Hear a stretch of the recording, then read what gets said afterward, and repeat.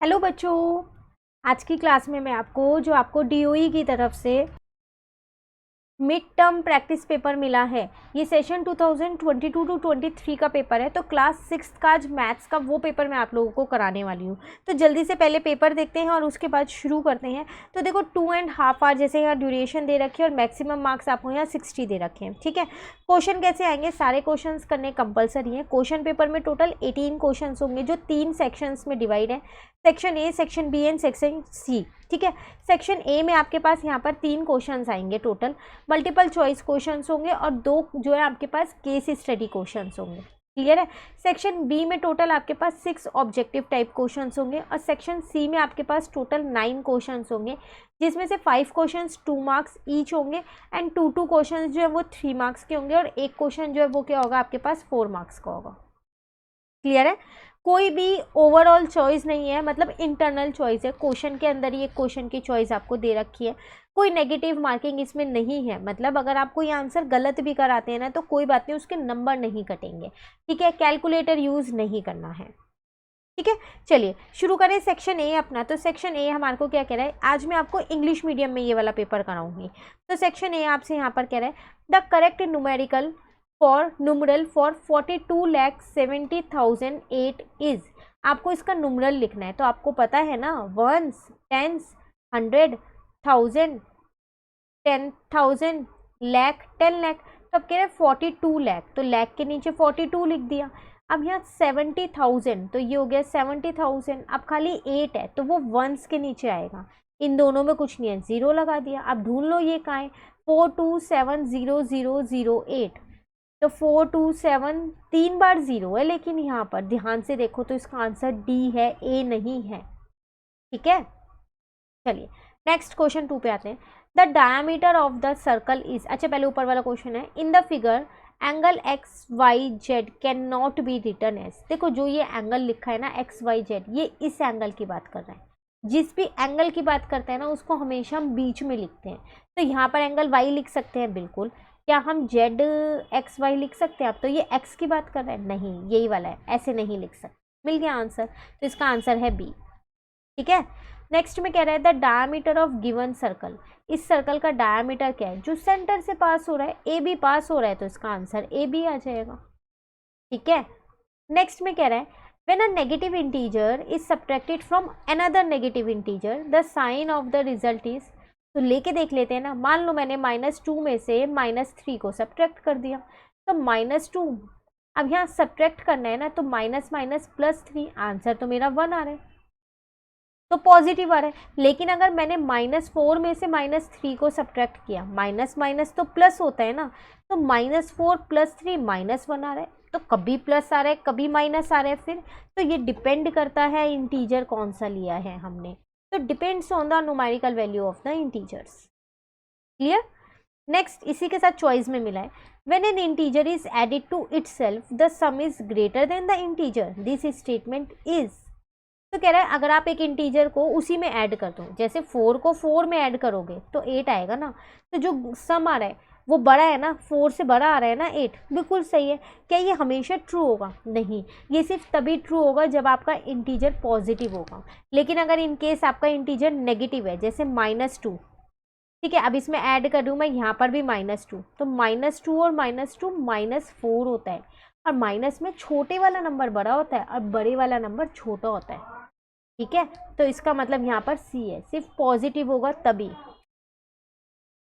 ठीक है, नेक्स्ट है क्वेश्चन हमारे पास यहाँ पर, if 1 is added to greatest 7 digit number it will be equal to.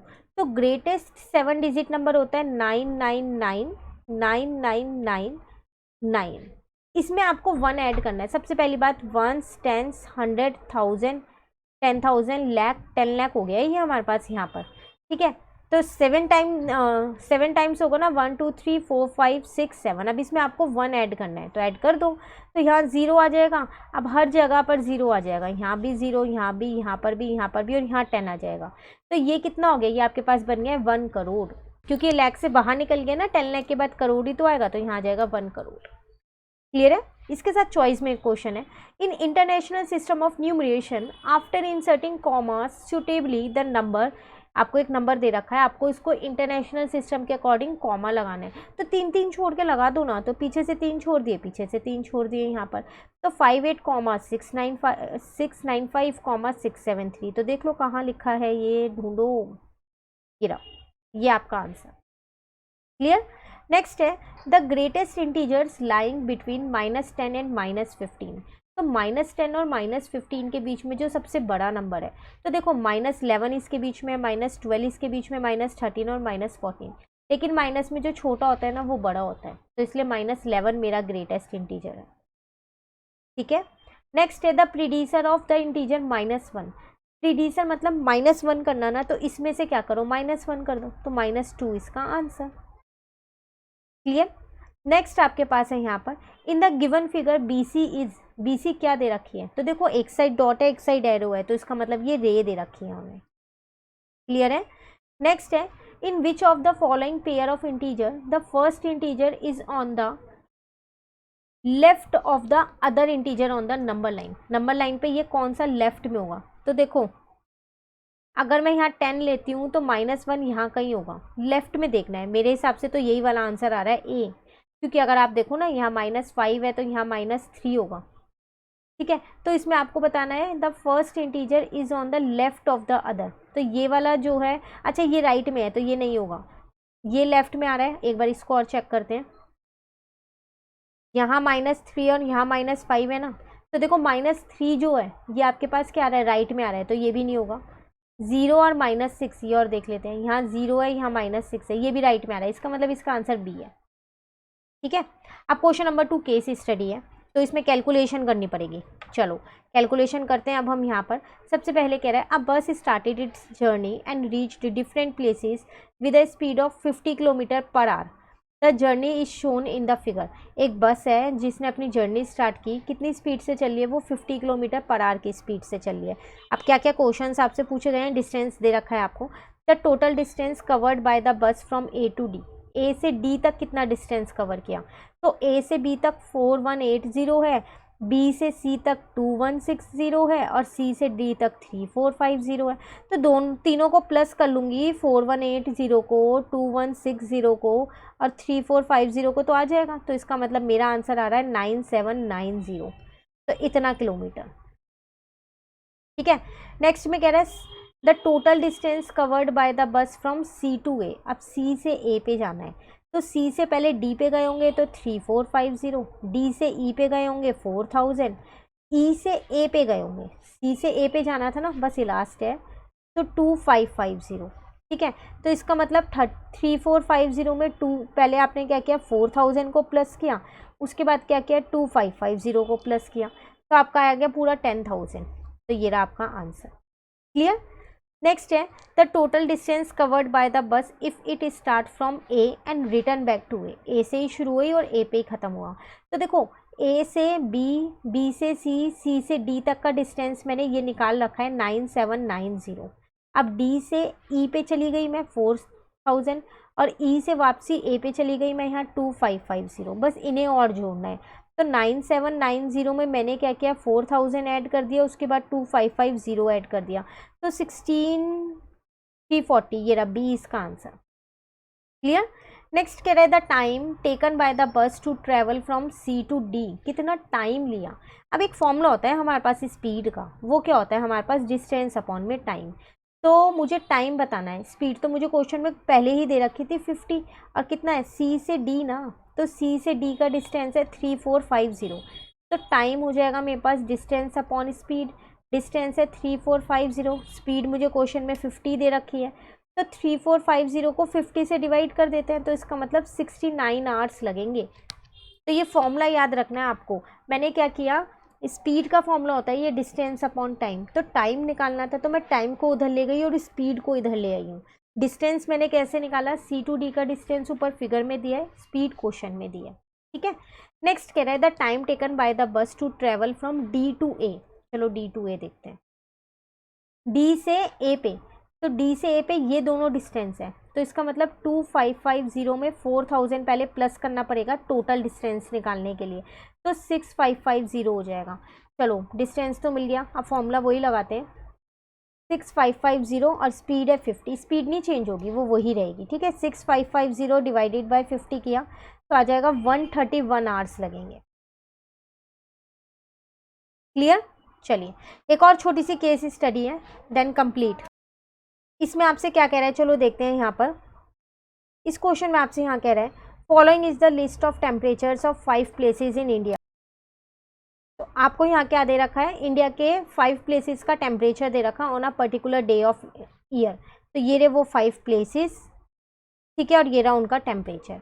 कह रहा है Aditi uses the following rules to represent the temperature of different places. एक गर्ल है आदिति, वो कैसे क्या कर रही है, यहाँ पर रूल लगा रही है। अगर बिलो में होगा तो वो माइनस के साइन से शो करेगी और अबव में होगा तो वो प्लस के साइन से शो करेगी, ठीक है। तो इसका मतलब इसका टेम्परेचर बिलो में है तो ये -30 डिग्री सेल्सियस हो जाएगा। इसका भी बिलो में शिमला का तो माइनस का 10 डिग्री सेल्सियस। इसका अबव है तो ये प्लस का 35 डिग्री सेल्सियस हो जाएगा। दिल्ली का अबव है तो प्लस का 30 डिग्री सेल्सियस हो जाएगा। श्रीनगर का बिलो है तो ये -15 डिग्री सेल्सियस हो जाएगा, ठीक है। अब क्वेश्चन फर्स्ट क्या कह रहा है यहाँ पर वो देखते हैं। What would be the temperature of Siachen. आपको इसका टेम्परेचर बताना है इस प्लेस का। तो दिख रहा है -30 डिग्री, हमने पहले ही लिख दिया था, तो इसका आंसर डी आ गया। द कूलेस्ट प्लेस, जिसका टेम्परेचर सबसे कम है, देखो किसका है, देखो प्लस वाले तो हो ही नहीं सकते, माइनस वाला देखो यहाँ पर, तो -30 डिग्री है ये वाला, है ना, क्योंकि माइनस में जो छोटा होता है वो बड़ा होता है। तो यहाँ -30 डिग्री, तो इसका मतलब इसका आंसर क्या आ जाएगा यहाँ पर, ये सी। क्लियर। नेक्स्ट कह रहा है the city of Jaipur is 10 degree hotter then Delhi. मतलब जितना भी दिल्ली का टेम्परेचर है ना, जयपुर का उससे 10 डिग्री ज़्यादा है।